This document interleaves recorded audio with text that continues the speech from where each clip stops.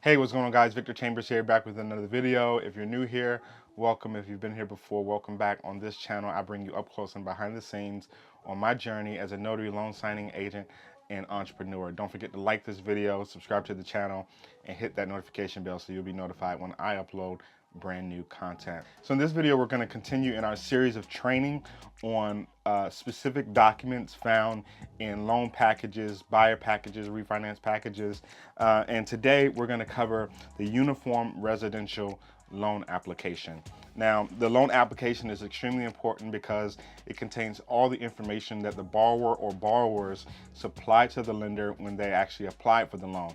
So we'll walk through a bit of what all the application includes, and also the fact that there's been some recent changes to this document. I believe as of May 1st or maybe even March 1st, lenders have been required to use this specific loan application for borrowers that are applying for loans, whether for a residential purchase or a refinance. So we'll walk through a little bit of what that loan application looks like, and then I'll give some pointers about how to actually make sure that you've done your part as the notary within the loan signing to make sure it gets initialed, signed, and dated correctly. So without any further ado, let's jump right onto the iPad to kind of walk through the application. So this here is the new Uniform Residential Loan application. As I said, it contains all the information that the borrower supplies to the lender when they apply for the loan.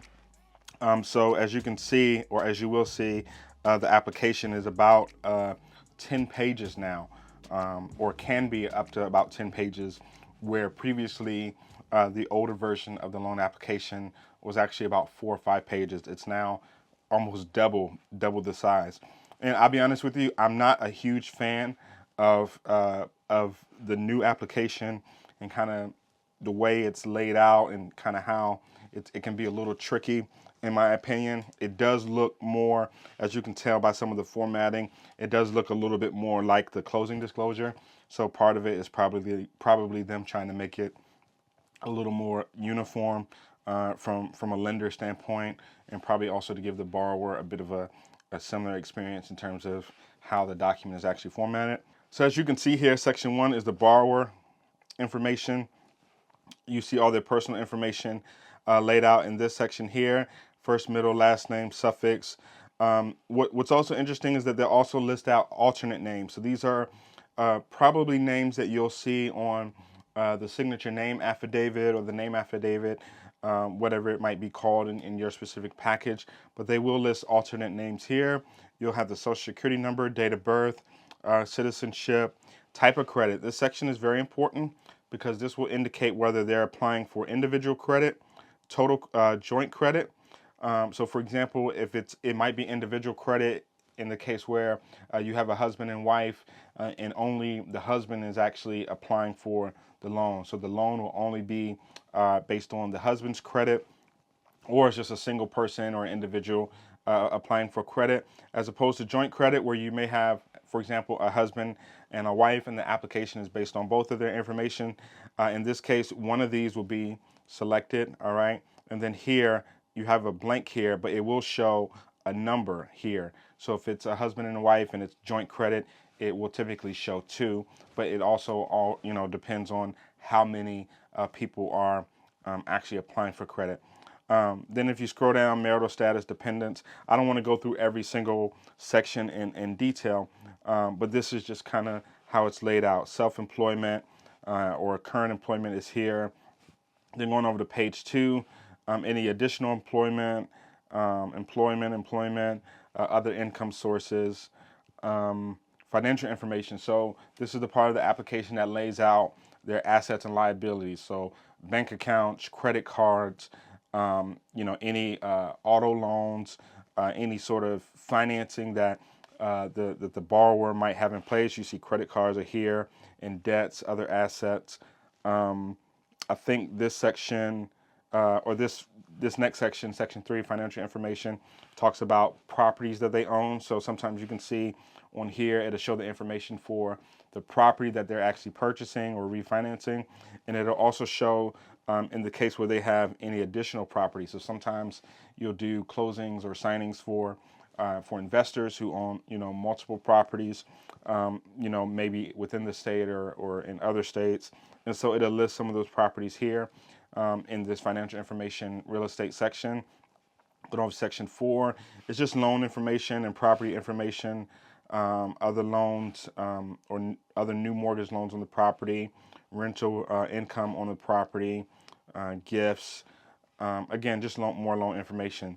In section 5, you have some declarations here, just some yes and no questions. Again, when you see this in a buyer package or a refinance package, all of this information should be provided. Okay, and then you have the acknowledgments and agreements. So just some language here from the lender, and then you have where they're signing and dating here. If there's an additional borrower, they're going to sign and date here as well. And then section 7 is military service. Again, all of this should be filled out. You'll have demographic information. We're used to seeing the demographic information on a separate page altogether in the old world with the former loan application. Typically, this document it stands on its own, and it was included in the loan package after the old application. That's what I'm trying to say. But all of this will be populated for the most part. What I saw being done on the demographic information document is I noticed when I saw other packages by other signing agents, especially for split signings, that they would ask the borrower whose name would be printed here, that the borrower would be signing here now on this line. Now, I've never seen any specific instructions or even I don't even think it's covered in any training I've seen that the borrower should sign on this line.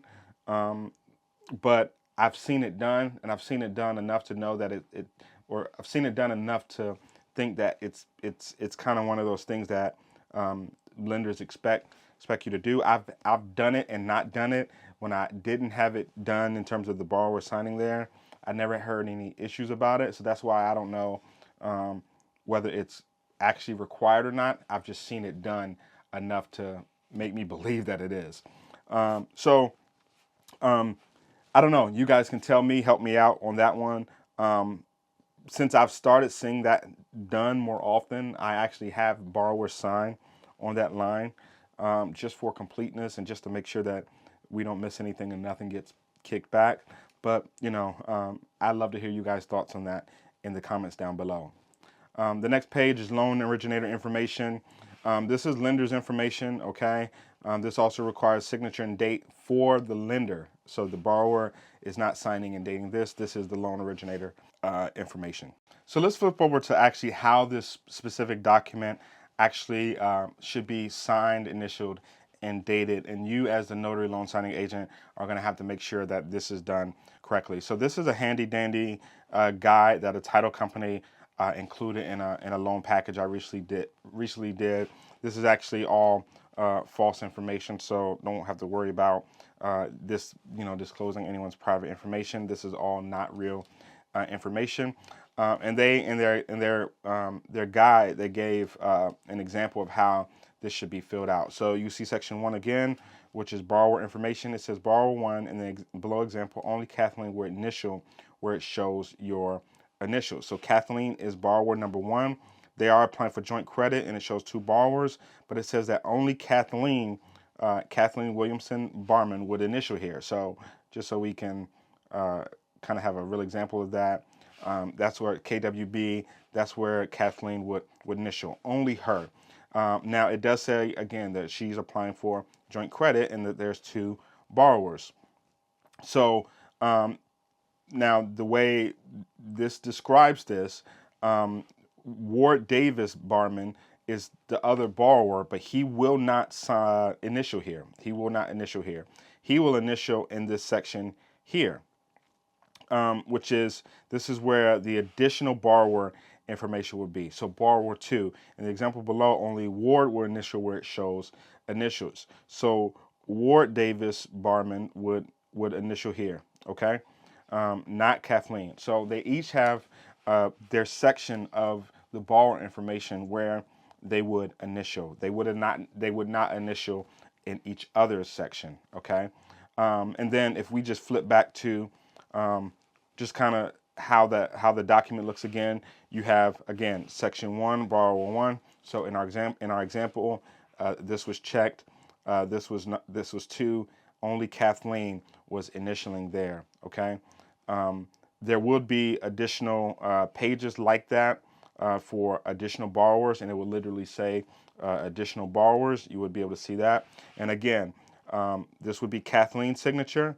This would be Ward's signature, and then they would both date here. So I hope that wasn't confusing. I hope that was helpful. But again, it's just important to note that if you have 2 people applying for credit, there will be 2 borrower sections. So there will be borrower information, and then there will be an additional borrower section for the second person. They will not initial each other's section. And in this case, for example, Kathleen initials here, Ward initials there, but they would both sign on that signature page. But again, I know that's a little confusing. Like I said, I really don't, I'm not a fan of this layout because it's not fixed in terms of how the document flows and how the pages flow. You might have this bleed onto page 2, for example, depending on how much information is here and so forth and so on. So it's really hard to sometimes spot where all the information is, spot where the initials are, but you definitely have to pay attention. Make sure you pay attention as you look at this particular application. But that's pretty much it. I know on the old application, it required signatures at the top of the page, and then you had signatures and dates on page 4 or 5 or page 3 and 4, depending on how long that old application was. On here, you just have one place for signatures and places for initials where applicable. So it technically should be easier, but it's the layout that really can trip you up. So I hope you found this helpful. If you have any questions or comments, or if anything you want to add or correct that I maybe misspoke or misstated, feel free to add that below. But I think I covered, the essence of how, you as a notary loan signing agent should make sure that this particular document gets initialed, signed, and dated correctly. So I hope you found this useful. Again, more videos like this coming in the near future. Don't forget to like this video if you found it valuable. Subscribe to the channel, and I will see you guys in the next video. Peace.